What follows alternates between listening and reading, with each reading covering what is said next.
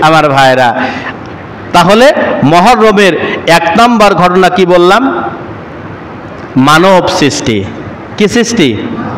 এই যে আদম আলাইহিস সালাতু ওয়াস সালামকে আল্লাহ রাব্বুল আলামিন দুনিয়াতে পাঠাইলেন, জোরে বলি সুবহানাল্লাহ।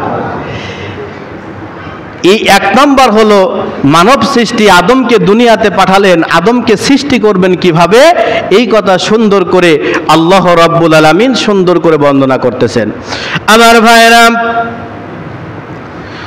আল্লাহ রাব্বুল আলামিন আদম সৃষ্টি করলেন, মানব সৃষ্টি করবেন কিভাবে, মানব সৃষ্টি করলেন, আদম সৃষ্টি করবেন।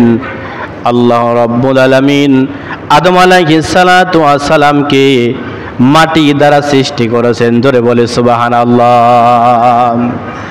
হযরতে আব্দুল্লাহ ইবনে আব্বাস রাদিয়াল্লাহু আনহু থেকে বর্ণিত, তিনি বলেন বিশ্বনবী সাল্লাল্লাহু আলাইহি ওয়াসাল্লাম বলেছেন, আল্লাহ তাআলা আদিমানব হযরতে আদম আলাইহিস সালাতু ওয়াস সালামকে দুনিয়ার বিভিন্ন জায়গার মাটি দ্বারা সৃষ্টি করলেন, জোরে বলে সুবহানাল্লাহ।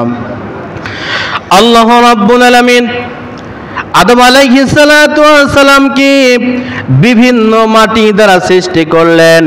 কাবা ঘরের মাটি দ্বারা মাথা সৃষ্টি করলেন, পাক ভারতের মাটি দ্বারা পেট এবং পিঠ সৃষ্টি করলেন, দুনিয়ার পূর্ব সীমান্তের মাটি দ্বারা 2 হাত এবং পশ্চিম সীমান্তের মাটি দ্বারা পাও সৃষ্টি করলেন। আমার ভাইরা, আর এক বর্ণনায় আছে বাইতুল মুকাদ্দাসের মাটি দ্বারা হযরতে আদম আলাইহিস সালাতু ওয়াস সালামের মাথা তৈরি করলেন, জোরে বলে সুবহানাল্লাহ। বেহেশতের মাটি দ্বারা মুখমণ্ডল, পাক ভারতের মাটি দ্বারা দন্দন, আমার ভাইরা পবিত্র কাবার মাটি দ্বারা হাত সৃষ্টি করলেন, ইরাকের মাটি দ্বারা পিঠ সৃষ্টি করলেন, জান্নাতুল ফেরদাউসের মাটি দ্বারা কলিজা তৈরি করলেন, তায়েফের মাটি দ্বারা জিহবা তৈরি করলেন, হাউজে কাউসারের মাটি দ্বারা চক্ষু তৈরি করলেন, পর্বতের মাটি দ্বারা মেরুদণ্ড এবং আমার ভাইরা বাবেল মাটি দ্বারা আদমের অন্যান্য অঙ্গ প্রত্যঙ্গগুলো তৈরি করলেন। আল্লাহ রাব্বুল আলামিন আদমকে সৃষ্টি করতে গিয়া পৃথিবীর সমস্ত জায়গায় মাটি একত্রে এক জায়গায় করলেন, একত্রে এক জায়গায় করলে আদম আলাইহিস সালাতু ওয়াস সালামকে সৃষ্টি করলেন, তৈরি করবেন। আমার ভাইরা, হযরতে আদম আলাইহিস সালাতু ওয়াস সালামের আকৃতি তৈরির জন্য পৃথিবীর মধ্যে দুনিয়ার কতিপয় নির্দিষ্ট জায়গা হতে মাটি সংগ্রহের জন্য হযরতে জিবরাইল আলাইহিস সালাতু ওয়াস সালামকে পাঠালেন, জিবরাইল চলে যাও, অমুক জায়গায় চলে যাও, মাটি নিয়ে আসো। জিবরাইল আলাইহিস সালাতু ওয়াস সালাম চলে গেলেন। যখনই মাটিতে হাত মারলেন, হাত মারার সঙ্গে সঙ্গে মাটি আল্লাহর কসম দিয়ে বলতেছেন, ভাই আজরাইল জিবরাইল, ওই আল্লাহর কসম করে বলতেছি আমার কাছ থেকে তুমি মাটি নিও না। আমার ভাইয়েরা, জিবরাইল আলাইহিস সালাতু ওয়াস সালাম আল্লাহর কসম শুনে মনটা নরম হয়ে যায়, আল্লাহর কাছে ফেরত গেলেন। ফিরে গিয়ে বলতেছেন আল্লাহ, আল্লাহ প্রশ্ন করলেন জিবরাইল কই মাটি? জিবরাইল বলতেছে, ওগো রব, মাটি তো আনতে পারলাম না। কেন, কি হয়েছে?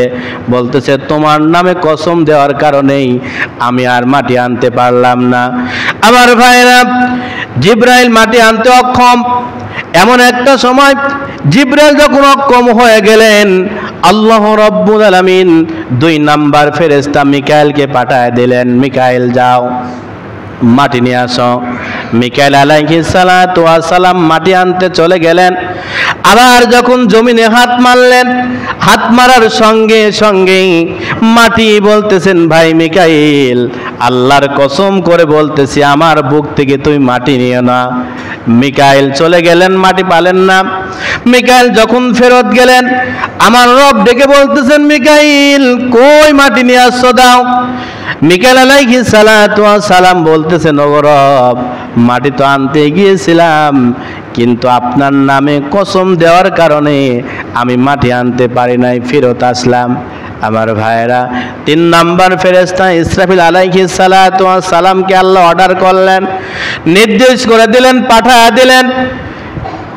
ইসরাফিল আলাইহিস সালাতু ওয়াস সালাম নির্দিষ্ট জায়গায় চলে গেলেন। মাটি আনতে গিয়ে যখন মাটিতে হাত মারলেন, একই অবস্থা।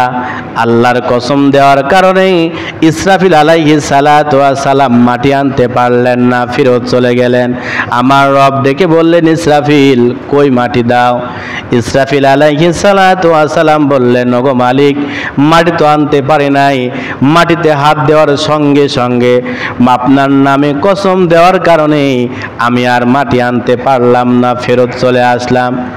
4 নাম্বার ফেরেশতা মালাকুল মউত আজরাইল ফেরেশতাকে অর্ডার করলেন, ওগো আজরাইল যাও। নির্দিষ্ট জায়গায় পাঠিয়ে দিলেন। আজরাইল আলাইহিস সালাতু ওয়াস সালাম চলে গেলেন। যাই মাটিতে যখন হাত মারলেন, হাত মারার সঙ্গে সঙ্গে মাটি আল্লাহর নামে কসম দিলেন, ও ভাই আজরাইল, আল্লাহর নামে কসম দিয়ে বলতেছি গো ভাই, আমার বুক থেকে তুমি মাটি নিও না। আজরাইল এক থাপা দিয়েই মাটি হাতে করলেন। আমার ভাইয়েরা, সঙ্গে সঙ্গে আজরাইল বলতেছেন, মাটি তুমি যেই আল্লাহর নামে কসম দিতেছো, ওই আল্লাহ আমাকে অর্ডার করেছে তোমার কথা মানতে গিয়ে আমি আল্লাহর কথা অমান্য করতে পারবো না। আল্লাহু আকবার। মালাকুল মউত আজরাইল ফেরেশতা এমনি আসেনি, এমনি হয়নি। আমার ভাইরা, মালাকুল মউত আজরাইল ফেরেশতা বলল, মাটি যেই আল্লাহর নামে তুমি কসম দিতেছো, ওই আল্লাহ তোমাকে অর্ডার করলেন, ওই আল্লাহ তোমাকে পাঠিয়েছেন। আল্লাহর কসম করে বলতেছি, তোমার কথা আমি মানতে পারবো না। তোমার কথা মানতে গিয়ে আমি ওই আমার রবের কথা, আল্লাহর কথা মান্য করতে রাজি নয়। আমার ভাইয়েরা, মালাকুল মউত আজরাইল ফেরেশতা খাবড়িয়ে ধরে জমিন থেকে মাটি তুলে নিলেন, চলে গেলেন রবের কাছে, মাটি পৌঁছায় দিলেন। অনেক লম্বা চড়া ঘটনা। আমার ভাইরা, আল্লাহ রাব্বুল আলামিন ফেরেশতাদেরকে নির্দেশ করলেন, অর্ডার করলেন, ফেরেশতা মাটিটাকে সুন্দর করে তাইফ এবং মক্কা শরীফের মাঝখানে রেখে দাও। জোরে বলি আল্লাহু আকবার। আবার ভাইরা, অনেক লম্বা চড়া ঘটনা। আল্লাহ রাব্বুল আলামিন আদমকে সৃষ্টি করলেন, আদমের ভিতরে রূহ দিলেন, জান দিলেন। আদমকে যখন তৈরি করা হয়ে গেল, আদম সৃষ্টি করা হয়ে গেল, আদম একা একা চলাফেরা করে, মনটা ভালো নয়। আমার ভাইয়েরা, এই আদম আলাইহিস সালাতু ওয়াস সালামকে এই 10 মুহররমেই সৃষ্টি করা হয়েছে। জোরে বলে সুবহানাল্লাহ।